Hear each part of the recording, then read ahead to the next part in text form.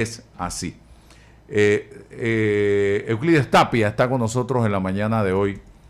Él es especialista en temas de derecho internacional y agradecemos su presencia aquí. Casualmente hablaba una persona aquí sobre el tema de Martinelli y Nicaragua y leíamos en la prensa hoy el tema de que hasta la fecha y esta noche de jueves a las 11:59 vence la prórroga que se dio de el salvoconducto por parte del gobierno de la República de Panamá al señor Martinelli, que se encuentra asilado en la embajada de Nicaragua.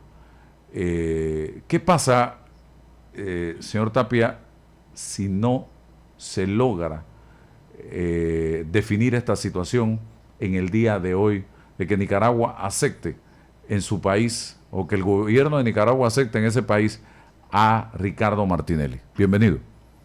Muy bien, muchas gracias. Bueno, ante todo soy especialista en relaciones internacionales. Ah, exacto. Porque involucra política internacional, derecho internacional, economía internacional. Ok, bueno, hay varias situaciones que están en la mesa. Eso bajo la premisa de que Nicaragua no va a admitirlo en su territorio. Y pues, ¿cuáles serían los escenarios que se presentarían en una situación de esa naturaleza? Bueno, si se da una situación de este tipo, lo correcto es volver al status quo existente antes del otorgamiento del salvoconducto. Y pues él tendrá que volver a la embajada de Nicaragua y mientras tanto Panamá buscar otras alternativas. Precisamente en eso venía pensando casualmente, de que nuestro gobierno tendrá que buscar otra forma de resolver el problema, que no pasen, eso es importante lo que voy a decir, por una ruptura de relaciones diplomáticas. Porque una ruptura de relaciones diplomáticas pues pondría al presidente Martinelli simplemente en la calle. La embajadora tiene que retirarse su personal. Nicaragua no es parte de la Convención de Asilo de Caracas del 54, que es la que permitiría en todo caso llevarse al asilado o los asilados, y por lo tanto pues no habría esa posibilidad de que se permita irse con el expresidente Martinelli, y por lo tanto, y en esas condiciones ya pues él no estaría protegido por el foro diplomático. Así que esa salida yo la descarto, inclusive de parte de Nicaragua, porque ya con la negativa planteada por parte de ese país, deja ante la opinión pública internacional claro de que no tiene interés en resolver el problema, busca o se vale de subterfugios ajenos totalmente al problema del asilo. El caso pues de forzar a Panamá a levantar el veto a su propuesta reiterada del candidato a dirigir la Secretaría General del SICA, en detrimento de lo que exigen los presidentes, que son los que deciden finalmente quién y aprueban el secretario general, no el gobierno de Nicaragua ni ningún gobierno de Centroamérica y el Caribe. En el caso de Dominicana, ellos proponen, pero no deciden quién se escoge, y no responde el gobierno tampoco. Entonces, viendo la situación en esas condiciones, efectivamente la alternativa que podría considerarse podría ser un tercer país. El asunto no es tan sencillo. ¿Por qué? Tampoco. Panamá tiene 40 delegaciones diplomáticas con asiento en nuestro territorio. De esos pues estamos hablando de los países que han suscrito la Convención de Caracas, bueno, que son los que es la convención más completa, la más reciente, pues, aunque fuese el 54, las otras del 28, la de La Habana, y la otra del 33 de Montevideo. La última resume mejor la institución del asilo. De esa cantidad de países que están asentados en Panamá, embajadas donde podría haber alternativa de que el presidente Martinelli pudiera buscar otro asilo, Solamente 14 países son miembros de la convención y latinoamericanos. O sea, el resto no son países que tienen por costumbre la institución del asilo político, como es el caso, porque es una institución latinoamericana, sino el asilo territorial, o sea, que tendría que ser solicitado en el territorio. De esos 14, 2 se restan, Panamá y Nicaragua. Quedamos hablando de 12. Y de esos 12, habría entonces que ver cuáles serían los países que de alguna manera eventualmente admitirían la posibilidad de acoger al expresidente Martinelli. Pero esa gestión tiene que hacerle al gobierno de Panamá o el propio Martinelli. No, esa es una buena pregunta. De hecho, Panamá se ha anunciado que lo va a hacer. Inclusive Nicaragua también puede buscar alternativas en caso de una ruptura, ¿no? Y situaciones, o previo a eso, perdón. Buscar una alternativa de dónde dejarlo, ¿no? Porque tiene que ser la primera alternativa en un país miembro de la convención que Nicaragua no es miembro.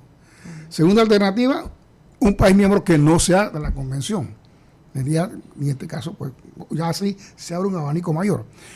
Pero reduciendo, o sea, los espacios se reducen al punto de que estamos hablando de Cuba, de Venezuela, Nicaragua. Wow. O sea, en concreto, o sea, si nos guiamos por lo que ocurrió de solicitar el asilo a Nicaragua, porque es un contrasentido que un país dictatorial fuese el país a que buscaran para que le diera el asilo. Pero bueno, eso fue lo que ocurrió. Acólitos o religionarios de Nicaragua, pues sabemos que solamente Cuba, Venezuela, y Panamá no tiene relaciones con Venezuela. Entonces se va construyendo cada vez más el espacio. Brasil no... Ahí voy, ese es el país. Es exactamente, eso es lo que iba a decir. El presidente Mulino, pues, dice a menudo que él tiene muy buenas relaciones con Lula. Supongo que lo considerará el lechugalesa de América Latina. Y a mí me parece que así como hizo Jimmy Carter, que levantó el teléfono y llamó a Torrijos y le pidió un favor personal de que recibiera a Chaverán, yo estoy seguro que Lula no le niega el favor a Mulino. Exactamente esa es la alternativa, Brasil. Y problemas resueltos, y con mayores posibilidades para Martinelli. Brasil es un mundo, mientras que Nicaragua es un país, pues, bueno, con poco desarrollo. Y bueno, las expectativas de Brasil son mucho mejores para Brasil. Así que yo pienso que si esto sigue así, no hay que hacer un problema, darle tiempo al tiempo, buscar la alternativa. Yo estoy seguro que Lula no se lo niega. Las declaraciones de Rosario Murillo, la copresidenta, para muchos la presidenta realmente de Nicaragua, sí, la que manda. Correcto. ¿A usted le sonaron a chantaje, a extorsión? Correcto. Esos son temas ajenos. Ese es un problema que viene de 2023. ¿Qué hace trayendo de los cabellos en estas circunstancias ese asunto? Cuando recientemente la Secretaría Pro Tempore a manos de Costa Rica le solicitó nuevamente el envío de una terna, pero Nicaragua se niega a renovar la propuesta y mantiene las mismas personas en la terna, como es el caso del ex canciller Moncada, que es el que encabeza la terna y que obviamente responde abiertamente a Ortega.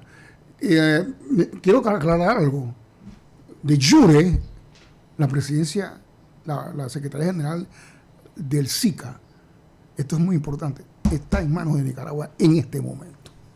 Mire, sí, porque la persona Vargas, que fue el que se propuso originalmente, tuvo una muy buena acogida entre los presidentes de la región y entre el aparato burocrático del SICA, porque era muy conocido y no hubo ningún problema en lo absoluto.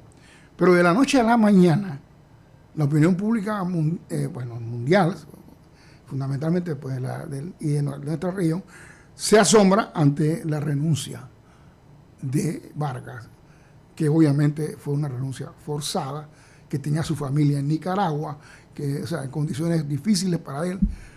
Sin embargo, esa renuncia no fue irrevocable.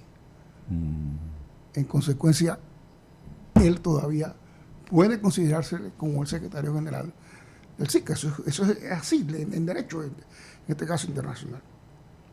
Sin embargo, pues quien está operando, como dije, es la secretaría, porque una cosa es el secretario y otra cosa es el órgano.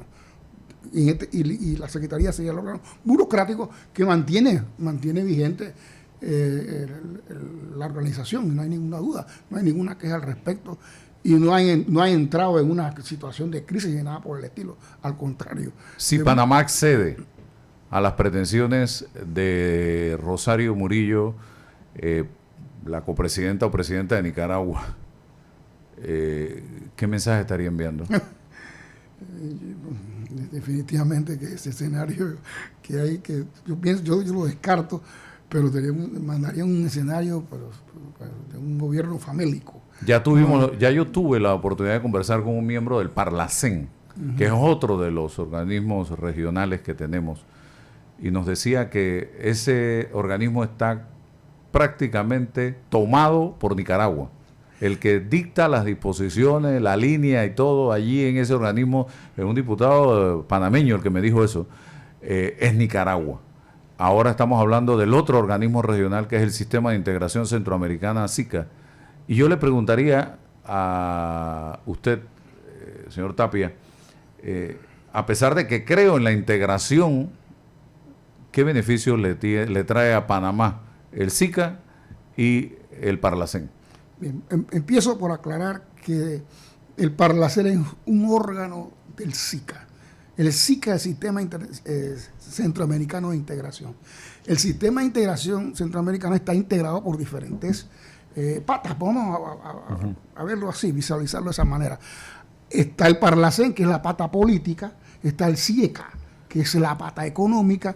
Hay inclusive organismos sociales, inclusive hay dentro del SICA organismos militares, que por cierto Nicaragua viola, porque Rusia lo ha dotado de un armamento impresionante ante una eventual guerra en su momento con Colombia por el tema del archipiélago de San Andrés. O sea, el Parlacén no es ajeno al SICA, es uno de sus órganos. Le acaba usted de hacer la pregunta a una de las personas más críticas del Sistema de Integración Centroamericano. Yo he escrito 2 o 3 artículos en la prensa en años anteriores cuestionando radicalmente esa situación, esa decisión panameña de incorporarse al Sistema de Integración Centroamericana, pero aclaro que el cuestionamiento estuvo dirigido y lo mantengo en contra del Parlacén, no con respecto a los otros órganos.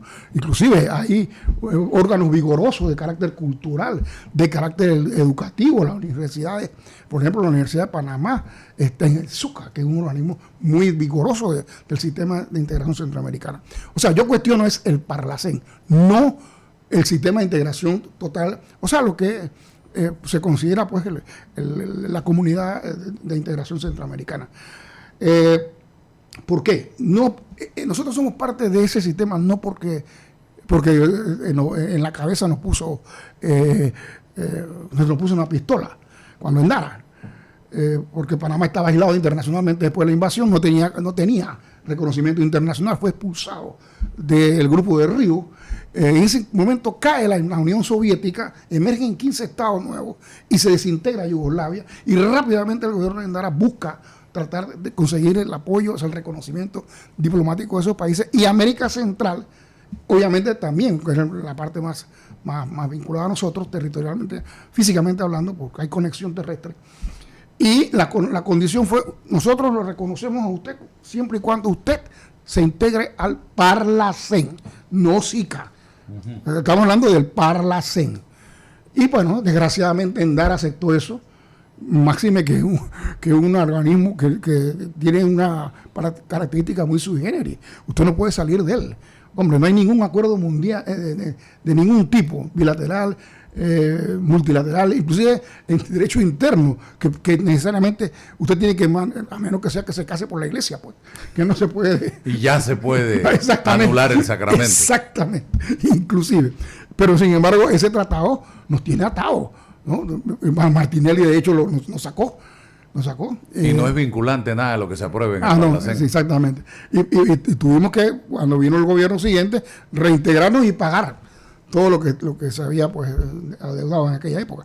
O sea que, reitero, el tema es con el Parlacén. En eso sí yo coincido y lo he cuestionado y lo seguiré cuestionando, que nosotros allí no tenemos nada que hacer. Como Costa Rica no es parte de todos los órganos, ni tampoco del Parlacén, ni tampoco de la Corte Centroamericana de Justicia. O sea, podemos ser parte del sistema de integración, pero de manera selectiva. Económicamente hablando, pues no. Nosotros somos un país, como todos sabemos, centroamericano por geografía. Por razones históricas somos suramericanos, porque estuvimos vinculados a Nueva Granada, a Colombia, y culturalmente nos gusta la salsa, pues. Nos gusta, o sea, somos caribeños. Totalmente. O sea, somos un país de paso, en resumen. Entonces, todavía a la fecha, nosotros no estamos integrados físicamente a Sudamérica por el hecho de la existencia del tapón del Darién. Y eso ha impedido que se hayan desarrollado relaciones económicas pues sólidas con el sur, producto de que tenemos una barrera física. Que enhorabuena este gobierno miró por primera vez, no solamente en términos de comentarios, al sur, al Mercosur. Eso fue un paso trascendental importantísimo. Nos pone en las grandes ligas. Cómo no, y ojalá lo fortalezca. Tenemos una situación interesante aquí, y disculpen que me desvíe. Nosotros somos parte del SICA, y ahora estamos planteando ser parte del Mercosur. O sea, que en dos, o en cuál de los dos, o cómo es la cosa. Entonces, hay una experiencia parecida, Bolivia, del cual podríamos seguirnos para efectos de ver cómo no esperar 5 años para integrarnos de manera completa, sino tratar de adelantar ese proceso en base a las etapas que Bolivia quemó, porque también Bolivia tiene esa particularidad con el sistema de integración andino, la Unión Andina, entonces, y el Mercosur. En fin, entonces, esa es una realidad. Pero volviendo al tema, cuando las carreteras eran de tierra inclusive, yo me acuerdo cuando estaba en la escuela secundaria, yo soy aguaúse, en el colegio Rolfo Char hicimos un viaje a Centroamérica, y había tramos que eran de tierra, pero era pues una carretera que de alguna manera nos comunicaba. Sí, la mayoría era de cemento y todo, pero con Colombia no teníamos esa ventaja. Entonces, Panamá, a pesar de que físicamente estábamos integrados, siempre se mantuvo ajeno, inclusive a la relación económica con Centroamérica. Nosotros no estábamos ni en el SICA, ni en el Mercosur, ni en la Comunidad del Caribe. No estábamos en ningún lado.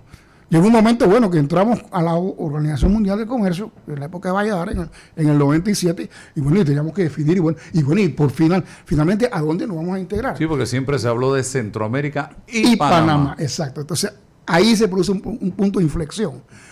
Porque, de hecho, pues había un nivel de relación económica con Centroamérica, no porque quisiéramos, sino que en la práctica se daba. Y Panamá mantuvo algunos acuerdos de alcance parcial con los países de la región. ¿Y qué puede en términos económicos? Voy a terminar ya.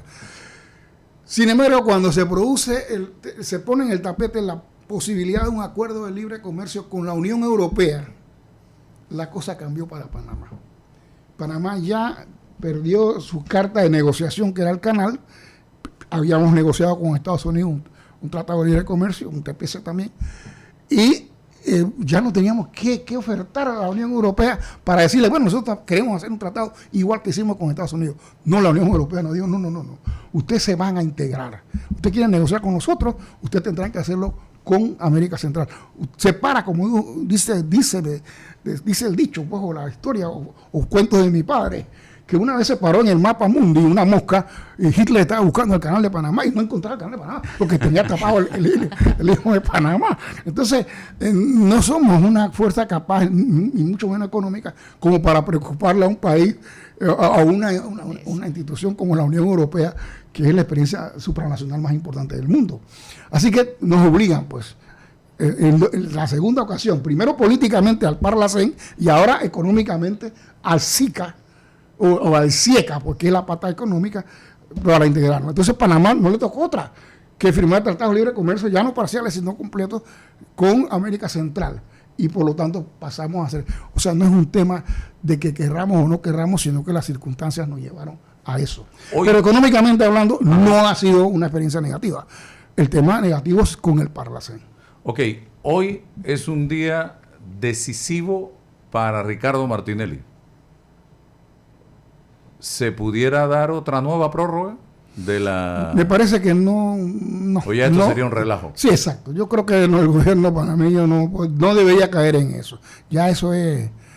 No, exacto, se convierte en un... Y si Nicaragua hoy, al atardecer, dice no lo acepto, bueno, entonces... ¿Panamá puede entrar a la embajada de Nicaragua? No, se mantiene el asilo.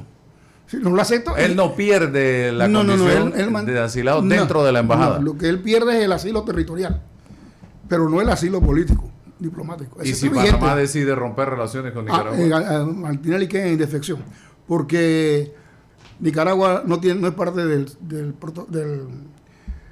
la Convención de Caracas de 1954, que es la única de las tres que permite llevarse el asilado. Y Nicaragua, como quiera que no es parte, no se lo puede llevar. Y por lo tanto, Martinelli terminaría apresado por las autoridades panameñas. Por eso digo que esa alternativa, al menos de parte de Panamá, no se va a quemar. Quizás Nicaragua. Ahora, eso será una traición que le hagan a Martinelli, el gobierno nicaragüense. Pero también todos esos escenarios hay que tenerlos en la mesa, de que llegue a ese extremo. Panamá diga, bueno, ya no pido más, ya no te voy a dar más prórroga, levanto, quito el salvoconducto. Él tiene la opción de mantenerse en la embajada mientras nosotros buscamos otra alternativa, que como dije, creo que es Brasil, el país que es más indicado y mucho mejor para Martinelli. ¿Cómo sería ese procedimiento? Si la alternativa es Brasil, ¿cómo a nivel procedimental? Bueno, primero tendría que llegarse a un acuerdo entre los dos gobernantes, ¿no? Como hizo Carter en su momento con Torrijos. Okay, primero, que tenga la quiescencia del gobierno brasileño. Y luego entonces ya implementar el proceso. Ahora, ¿cómo sería? Esa es una buena pregunta. ¿Cómo sale de una embajada para la otra?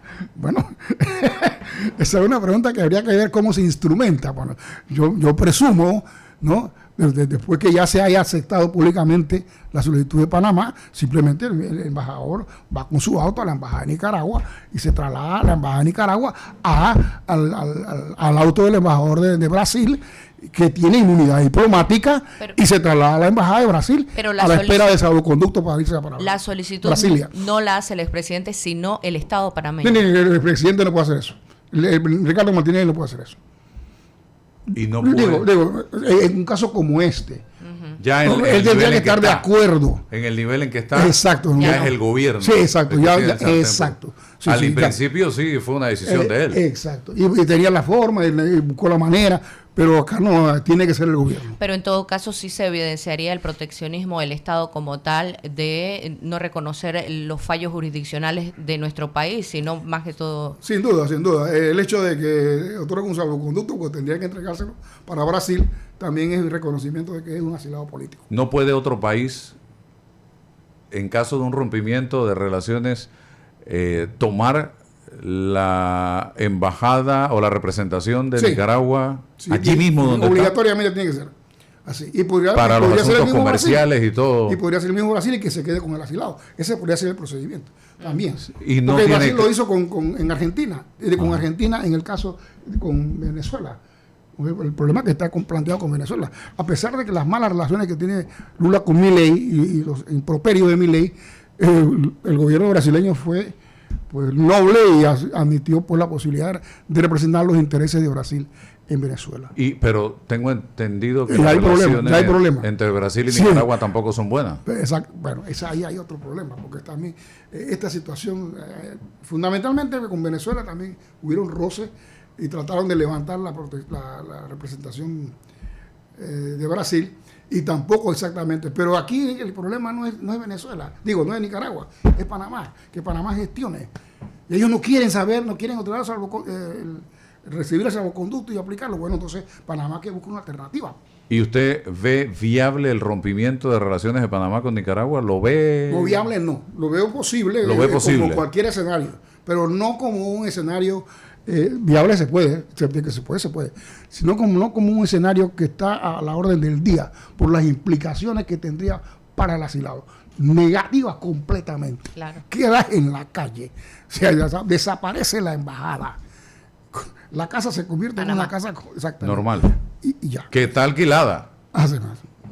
Que está alquilada, o sea, la recupera el dueño de la casa, ni siquiera es una propiedad de Nicaragua. Así es. Y ese es interesante también, ese detalle es importante. Eso es importante, no como la cubana, Que sí es de los cubanos. Exactamente. Ajá, eso es muy importante.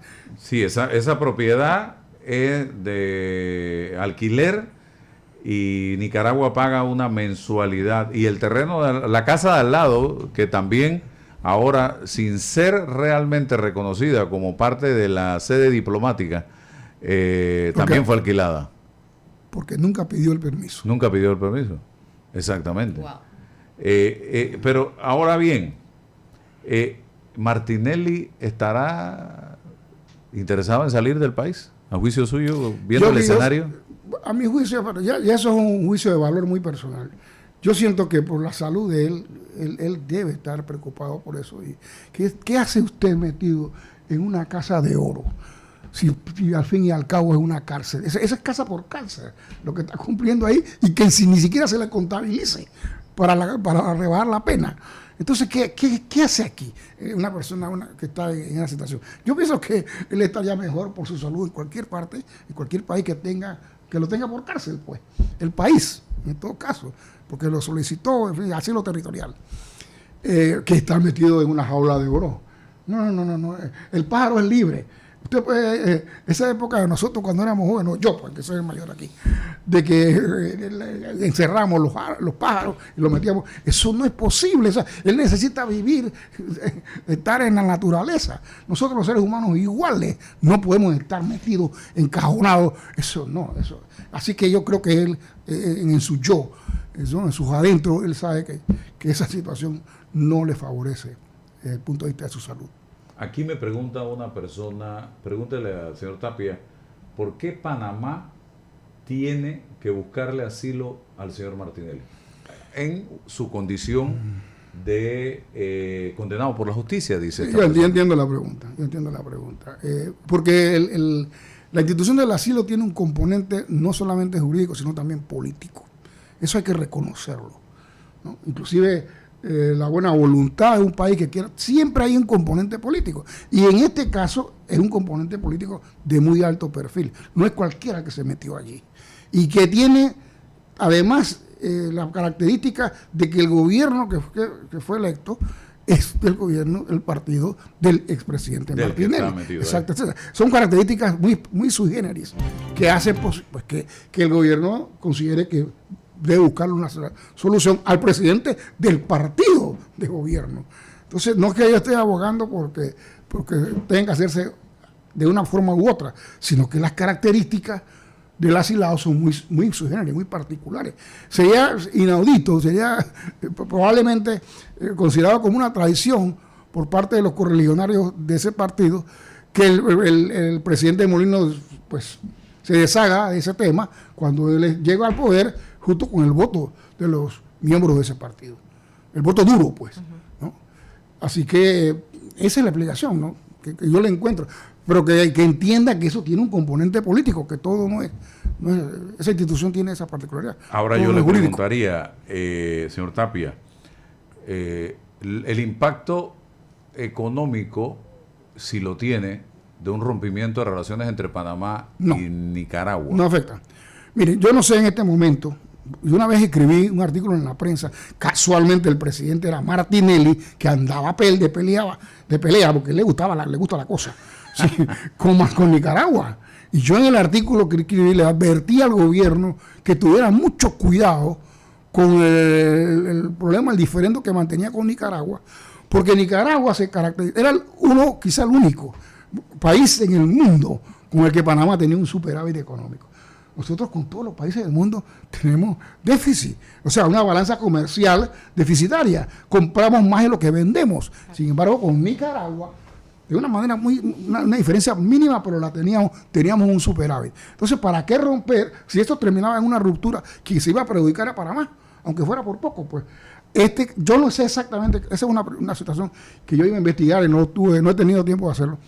¿Cuál es el estatus actual de esa relación comercial? Que siento yo que no ha variado significativamente. Creo que el tema de la carne que lleva el peso. Exacto, porque Nicaragua es un país, es netamente un país exportador de carne, Nicaragua, que por desgracia ha convertido ese país en un potrero. Pero sí, es verdad, así es. Así que si hay alguna diferencia, también creo que es mínima. No nos va a afectar en lo absoluto. ¿Y hoy día cómo está el superávit? Pues eso es lo que dije. Yo no he investigado Hoy, al 2025, pero creo que la diferencia no es... El tema es carne, casi básicamente. igual. Sí, la diferencia, exacto, carne. Ellos son un país exportador de carne. Okay. Carne no argentina ni uruguaya, como dicen los uruguayos y los argentinos, que el ganado nuestro tiene la carne dura.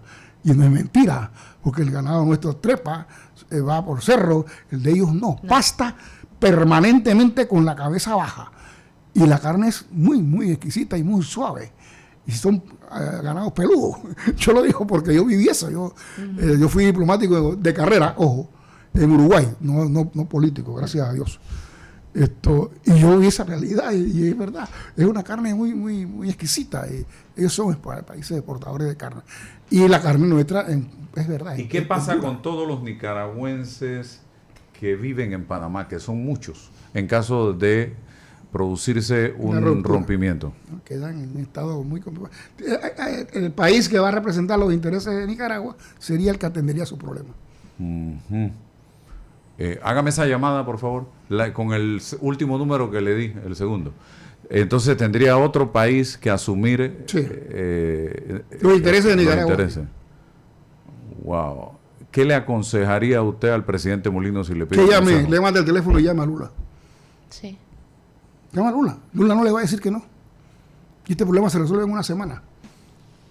Este problema se resuelve en una semana. Mucha gente no entiende que este es un problema, el que tenemos en este momento, y que estamos enfocados, concentrados precisamente en esto que tenemos que resolver. Así de sencillo. ¿Por qué es un problema y por qué tenemos que resolverlo? Sería la pregunta para el señor Tapia. Pero antes tengo a Ronier Ortiz, abogado del señor Ricardo Martinelli, que ha estado acompañándolo durante todos estos días. ¿Hay alguna información hoy a esta hora de la mañana, señor, cuando se vence hoy a las 11:59 la prórroga del salvoconducto a Ricardo Martinelli por parte del gobierno de Panamá? Bienvenido. Buenos días, Álvaro. Bueno, hasta el momento seguimos igual, esperando, todo listo, zarpar en el momento que nos den la indicación. Y no había ninguna novedad hasta ahorita, en esta hora de la mañana no hay ninguna novedad. Acuérdate, una situación que tienen que resolver los dos estados, ponerse de acuerdo, uno da el go, el otro en la complacencia y hacer el traslado a Nicaragua para que esto se surta su efecto, ¿no? Ronier, ¿usted considera que el país es Nicaragua? ¿No hay otra opción en este momento? No, es que ese fue el país que dio el asilo. Ahora que si hubiese otro país, él hubiera ido a la embajada de otro país. En el momento de que él tomó la decisión de pedir el asilo, él se dirigió a Nicaragua y Nicaragua cordialmente aceptó la petición. Y lo más importante para nosotros es que Nicaragua, que es un país que está presente en base a los tratados de bilateralidad y presencia de un país en otro, calificó de que los delitos eran políticos. Asimismo lo aceptó el canciller Javier Martínez Hacha cuando hizo su comunicado, aceptando que en efecto había un tema calificado como político y es lo que hemos venido peleando durante todo este tiempo. Tengo aquí al profesor especialista en Derecho Internacional, en Relaciones Internacionales, Euclides Tapia, que quiere hacerle un comentario, licenciado. No tanto con respecto a él, sino que el comentario que quería hacerles es el siguiente. No sabemos, toda la opinión pública nacional ha quedado estupefacta ante la actitud de Nicaragua de tratar de ponerle un palo a la rueda, ¿no? Y no resolver el problema, y entonces inventarse un asunto que, bueno, si bien es cierto, esto es un tema que le atañe a Nicaragua, no tiene ninguna relación con el problema del expresidente Martinelli, lo trae los cabellos.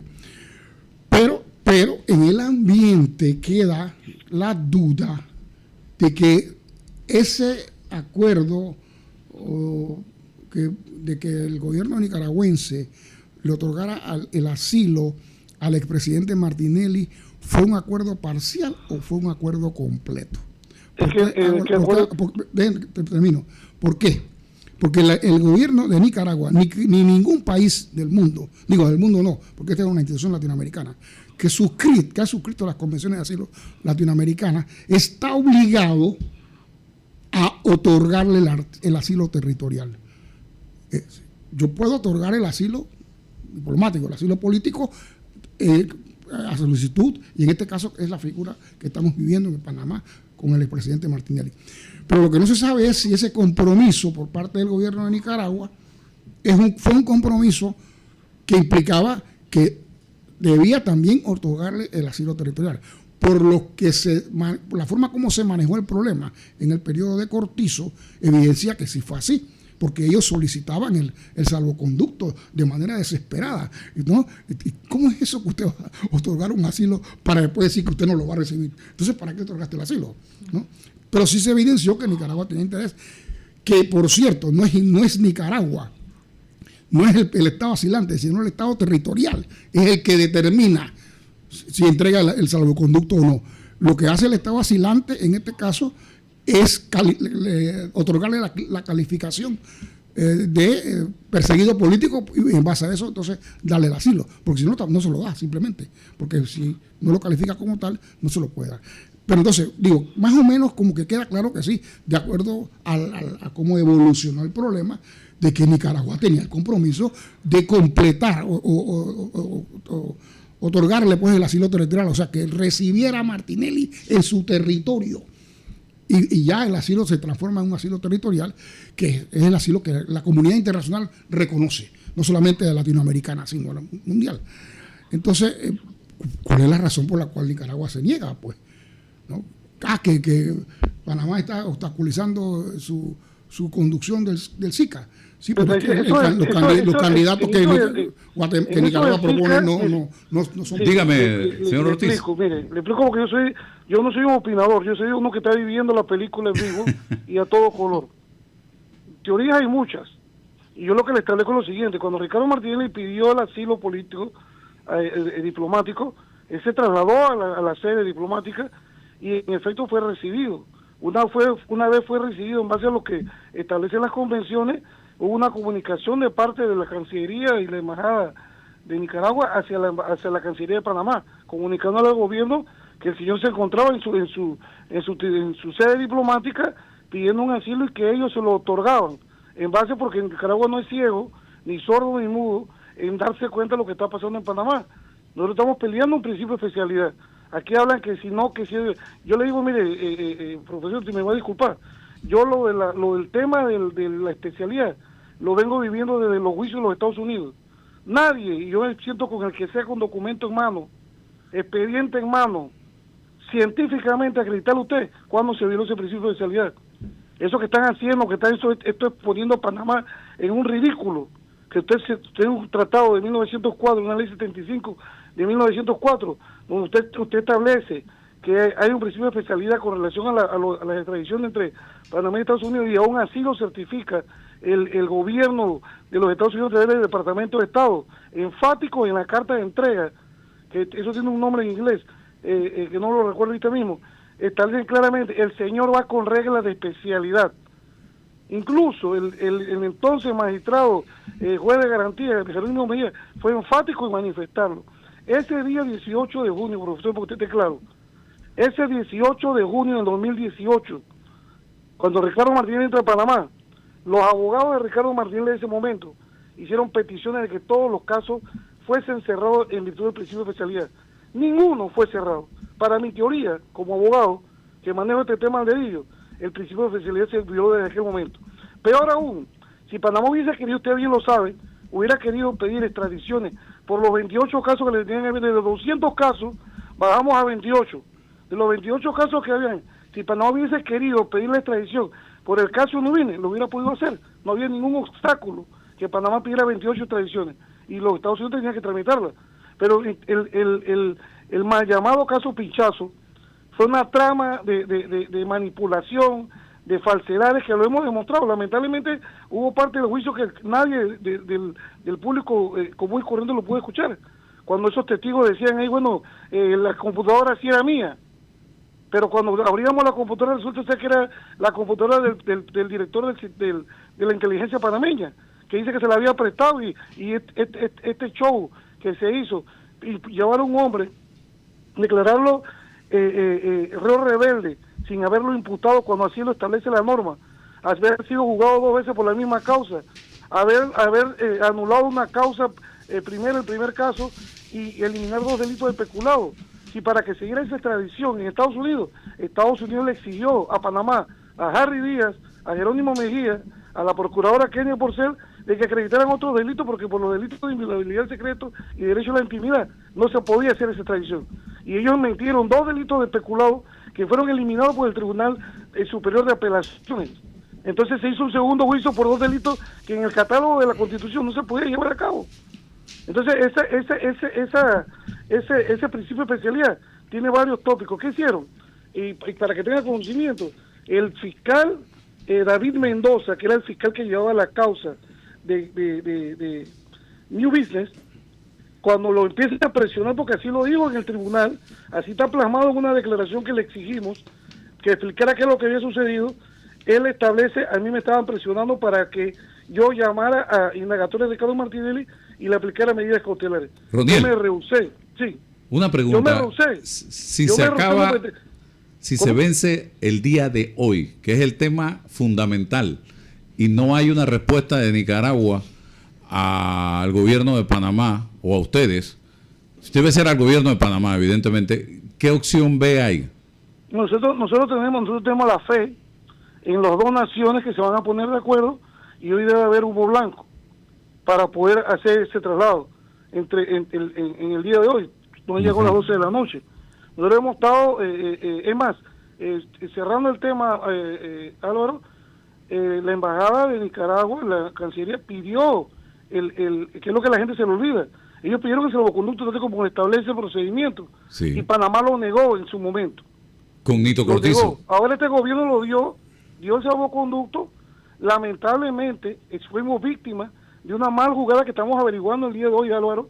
Aquí ha habido una jugada sucia que ayer descubrimos y que hoy se va a poner en conocimiento de todo el mundo, cómo se inventó 17 cargos en una nota Interpol, que ahorita mismo nadie la quiere enseñar, nadie la quiere poner en conocimiento, y le metieron, imagínate, violación de niños, proxenetismo, un montón de locuras.